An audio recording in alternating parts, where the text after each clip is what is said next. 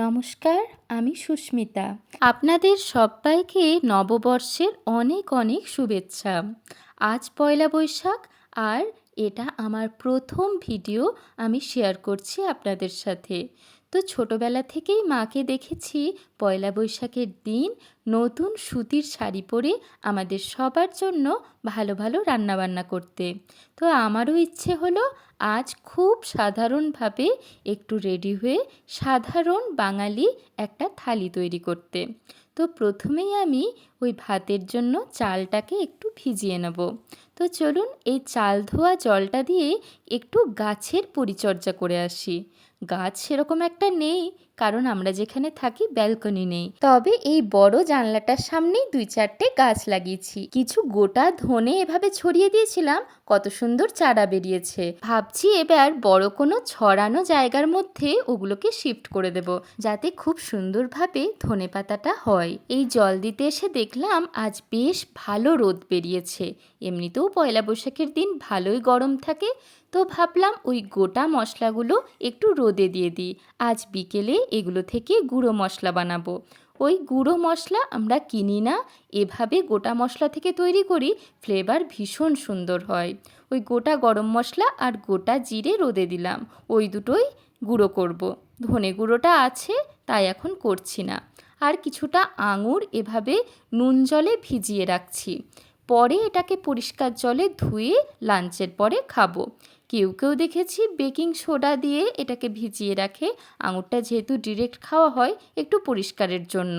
তবে আমি লবণ জলেই ভিজিয়ে রাখি। খুব সাধারণ রান্নাবান্না করব, তাই একদম পাতলা করে মুসুর ডাল বানাবো।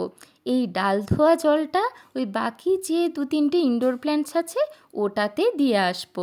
এদিকে ভাতটা বসিয়ে দিচ্ছি, আর একটা গ্যাসে আমি ডালটা সিদ্ধ হতে বসাবো। ডাল সিদ্ধ করার জন্য এই জলটা আমি বেশ অনেকটাই পরিমাণে বেশি দিয়েছি, কারণ ওই যে ফুটে ওঠার পরে ডাল থেকে ওই সাদা সাদা যে ফেনাগুলো বের হয় সেগুলো আমি আলাদা করে ফেলে দিই, সেজন্যই জলটা একটু বেশি দিয়েছি।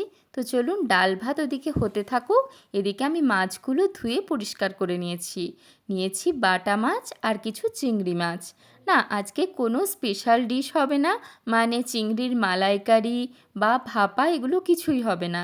একটা সজনে ডাঁটা দিয়ে সুন্দর চচ্চড়ি হবে, দারুণ সুন্দর খেতে লাগে। তো চিংড়ি মাছগুলো লবণ হলুদ দিয়ে ম্যারিনেট করে নিলাম। এবার বাটা মাছগুলোও লবণ হলুদ দিয়ে একইভাবে ভালো করে ম্যারিনেট করে নিয়েছি। ওদিকে কাটাকাটি বাটাবাটি সবই শেষ, সবজিও কাটা হয়ে গেছে। বেশ গরম পড়েছে, এই 10 মিনিট একটু বসে রেস্ট নিয়ে নিই। তো একটা ডাবের জল একটু খেয়ে নিই, বেশ রিফ্রেশিং লাগবে। এই ব্রেকফাস্টের পরে আর লাঞ্চের আগে হয় ডাবের জল বা কোনো না কোনো শরবত রোজই খেয়ে থাকি। চলুন রান্নাটা শুরু করি। এই সর্ষের তেল ভালোভাবে গরম হয়ে এসছে, ম্যারিনেট করে রাখা বাটা মাছগুলো একদম কড়কড়ে করে ভেজে নেব, তবেই না ভালো লাগবে। আজকে আর ডালের সাথে পাঁপড় ভাজা করব না, এই কুড়মুড়ে মাছ ভাজাটাই থাকবে। ওই তেলেই একটু শুকনো লঙ্কা আর গোটা জিরে ফোড়ন দিয়ে এই ডালটাতে ফোড়নটা মিশিয়ে অল্প লবণ হলুদ আর জল দিয়ে আরও কিছুক্ষণ রান্না হতে দিয়েছি। এদিকে আবারও একটু তেল গরম করে এই চিংড়ি মাছগুলো একটু হালকা করে ভেজে তুলে নেব। চিংড়ি খুব একটা বেশি ভাজলে একটু শক্ত হয়ে যায়, আর যেহেতু আমি এটা দিয়ে একটা সবজি রান্না করব, তাই খুব একটা বেশি ভাজার প্রয়োজন নেই। ওই যে তুলে নিয়েছি। ওই তেলের মধ্যেই 1 চামচ 5 ফোড়ন দিচ্ছি ফোড়নে, আর এই যে কেটে রাখা সজনে ডাঁটা আর পটলটা দিচ্ছি। আপনারা চাইলে এই তরকারিতে আলুও ব্যবহার করতে পারেন। আর হ্যাঁ, আজ আমি পুরো রেসিপি শেয়ার করছি না, ওই অল্প অল্প করে কিছু ক্লিপিংস দেখাচ্ছি। আপনাদের যদি কোনো রান্নার পদ্ধতি জানার ইচ্ছে হয়, বা বলা ভালো আমি কিভাবে রান্নাটা করলাম সেটা জানার ইচ্ছে হয়, তো কমেন্টে অবশ্যই জানাবেন। এই যে চিংড়ির শুকনো তরকারিটা একদম তৈরি। কতটা লোভনীয় হয়েছে। কাল সন্ধেতেই আমি মাটির পাত্রগুলো ভালোভাবে পরিষ্কার করে জলে ভিজিয়ে রেখেছিলাম, যাতে আজকে সমস্ত খাবার এগুলোতেই সার্ভ করতে পারি।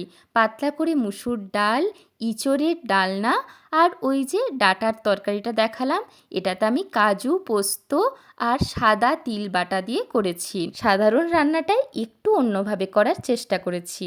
গরম গরম ধোয়া ওঠা সাদা ভাত, সজনে ডাঁটা, পটল আর চিংড়ি মাছ দিয়ে একটা শুকনো চচ্চড়ি, পাতলা মুসুর ডাল, সাথে কড়া করে বাটা মাছ ভাজা আর এঁচোড়ের ডালনা। আপনাদের এই সিম্পল থালিটা কেমন লাগলো অবশ্যই জানাবেন। ডালের সাথে খাওয়ার জন্য এক টুকরো পাতিলেবু। ওই মাছে ভাতে বাঙালির একটা সিম্পল থালি।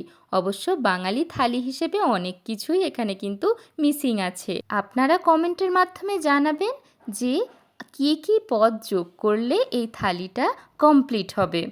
তো এদিকে খাওয়া দাওয়া শুরু করার আগে আমি সমস্ত রান্নাঘরটা এভাবে একটু পরিষ্কার করে নিই। এতে আমার ভীষণ সুবিধা হয়, খাওয়া দাওয়ার পরে না আর এগুলো করতে ইচ্ছে করে না। আর হ্যাঁ, এখানে আমি যে লিকুইডটা ব্যবহার করি এই টাইলস, গ্যাস ওভেন এগুলো পরিষ্কার করার জন্য, এটা আমি বাড়িতেই বানিয়ে থাকি। ওই বেকিং সোডা, একটু ভিনিগার, অল্প জল, একটু ডিশওয়াশিং লিকুইড, এগুলো ওই সামান্য সামান্য পরিমাণে দিয়ে, জলটাই বেশি পরিমাণে থাকে। এতে কিন্তু এই গ্যাস স্টোভের কাঁচ, সামনের টাইলস আর কিচেন স্ল্যাব তিনটেই খুব সুন্দরভাবে পরিষ্কার হয়ে যায়। এতে কি হয়, যেদিন আমাদের কিচেনের ডিপ ক্লিনিং থাকে আমাকে কাজ অনেক কম করতে হয়। প্রায় 2 বছর হতে চললো এই লিকুইডটাই আমি ব্যবহার করি, আপনারাও করে দেখতে পারেন, খুবই ভালো হয়। তারপর সব জায়গার জিনিস জায়গায় রেখে চলুন এবার খাওয়া দাওয়ার পর্ব শুরু করা যাক। টেবিলের এই সাজানো খাবার দেখে সে কিন্তু বেশ খুশি হয়েছে, সবগুলোই তার পছন্দের। বাবা অনেক কিছু হয়েছে তো। আজকে পয়লা বৈশাখ না, ওই জন্য সব তোমার পছন্দের। সজনে ডাঁটা, পাতলা মসুর ডাল, এটা চিংড়ি দিয়ে করা, এটা এঁচোড়, মাছ ভাজা। প্রথমে এটা খাও, ডাঁটা চচ্চড়িটা প্রথমে ডাঁটা চচ্চড়ি খাও।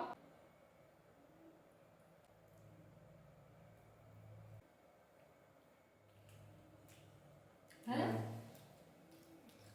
চলুন খাওয়া দাওয়ার পর্ব আমাদের শেষ। এবার আমি একটু নিজের মতো সময় কাটাবো।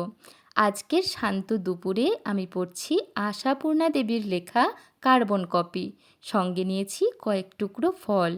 এই গল্পের বই পড়তে পড়তে আর ফল খেতে খেতে কখন যে পাখিদের বাড়ি ফিরে যাওয়ার আওয়াজ কানে আসে ঠিক বুঝতেই পারি না। এই পুরো ভিডিওটা আপনাদের কেমন লাগলো অবশ্যই জানাবেন।